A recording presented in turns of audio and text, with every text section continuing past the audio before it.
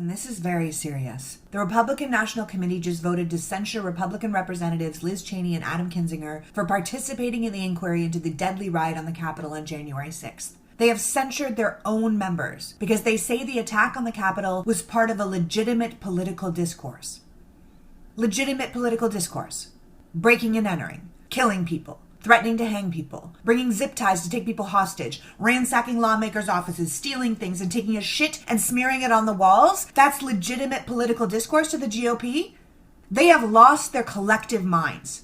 Between this and book burning and cameras in people's classrooms and enemies lists and voter suppression and calling to jail their political opponents, let's be very clear. The Republican Party have abandoned democracy and abdicated their responsibility to the American experiment. Lest we forget, on the day of this event, most of these same people made speeches that absolutely denigrated what had happened because it was disgusting, lawless behavior, and they knew it. And then they changed their tune to try to blame it on outside groups like Antifa and BLM.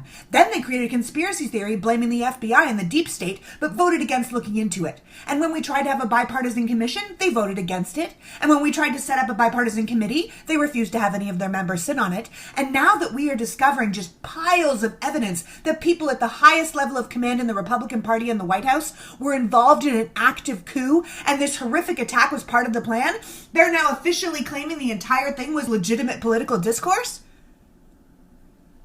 This is appalling, and any reasonable conservative needs to look at this and say, this is not what I stand for, this is not who I am. Because the Republicans have planted their flag deep in authoritarianism, where violence is power and lies are truth, and the entire party operates around the cult of a leader. And if you do not abandon them now, then you have abandoned American democracy, and you stand with them as traitors to our country.